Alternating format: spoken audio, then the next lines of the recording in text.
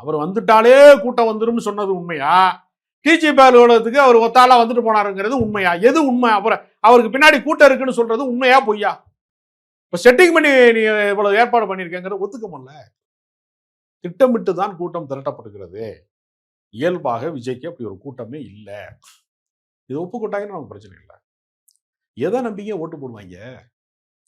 சந்திக்க முடியுமா? முதல்ல பொன்ராஜ் விஷயத்துல ரியாக்ட் ஆகிறாருல்ல, அப்ப அதனுடைய பின்புலம் என்ன? அறியாமை தான்.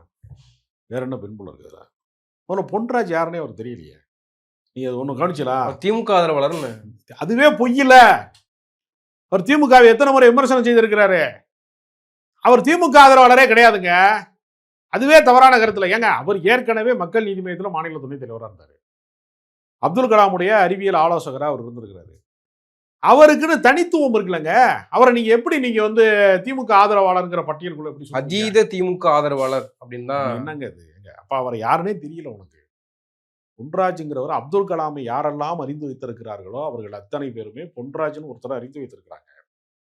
அந்த கௌரவத்தை மதிச்சு தானே கமலஹாசனுக்கு அறிவு இருக்கிறதுனால தானே மாநில துணைத் தலைவர் அவர் வச்சிருந்தாரு கொஞ்ச நாள். இவர் தான் வேணான்ட்டு விட்டாரு. அந்த கௌரவத்துல தானே அவர் இருந்தாரு. இந்த செக்கு எது செவலிங்க எதுவும் தெரியாதுமாங்கல்ல நாய்க்கு. அந்த மாதிரில இவங்களுக்கு எதுவுமே தராதரமே தெரியலையே. திமுக ஆதரவாளர்னு அவர் சொல்றதுலயே உனக்கு வந்து அறிவே இல்லைன்னு உனக்கு அர்த்தமாகுது. இல்ல, அவர் கடுமையாக தாவேக்காவை சாடி பேசுறாரு, விஜயை சாடி பேசுறாரு. விஜய் யாரு தாவேக்காவை எதிர்த்தாலும் போன திமுக தாவேக்காவை யாரெல்லாம் எதிர்க்கிறாங்க சொல்லுங்க? எடப்பாடி கூட தான் தாவேக்காவை எதிர்க்க ஆரம்பிச்சிட்டாரு.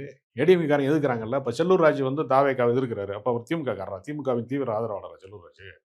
ஏதாவது ஒரு அர்த்தம் பொருத்தம் இருக்கிறதா? உன்னுடைய கட்சிக்காரன் எவ்வளவு ஆபாசமாக பேசுறாங்கிறதெல்லாம் நீ கண்டிச்சிருக்கியா? நினைக்காது. திமுகவுல ஒரு பேச்சாளர் வந்து ஆபாசமா பேசுறாருன்னா திமுக தலைமை கண்டிக்குதுல. பொன்முடி வந்து ஒரு ஆபாசமான உரையாடல பேசிட்டாரு அப்படிங்கிறப்ப எல்லாம் யாரெல்லாம் கண்டிக்கிறாங்க? திமுகவினுடைய முக்கியமான பிரமுகர்கள் கண்டிச்சாங்கல்ல, கண்டிக்கிறாங்கல்ல. நீ கண்டிச்சிருக்கியா? இல்லையே. அப்ப நான் எல்லாரு மேலேயும் வந்து வாரி குப்பையை போடுவேன், என் மேல யாரும் குப்பையை போடக்கூடாதுங்கிறதுன்னு அர்த்தம். அதனால விஜய்க்கு வந்து இன்னும் அரசியல் பக்குவமே இல்லை. நிர்வாக ரீதியாக எப்படி அணுகுவது, ஒரு கூட்டம் போடுவது, எப்படி மக்களை சந்திப்பது, அதை எப்படி எளிமைப்படுத்துவது, அதை எப்படி நிர்வாக கட்டமைப்பா மாத்துறது. போறவன்ட்ட பூரா 5 கோடி ரூபாய் கேட்குறாங்க தெரியுமா உங்களுக்கு? சீட்டு கேட்குறவன்ட்ட பூரா.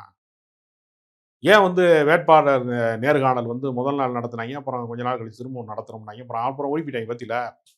இப்போ கூட அவங்கனால வேட்பாளர் பட்டியல் இறுதி செய்வதில் இருக்கிற குழப்பத்துக்கு தான் பழியை தூக்கி போட்டாங்க. இந்த மாதிரி அனுமதி மறுத்துட்டாங்க.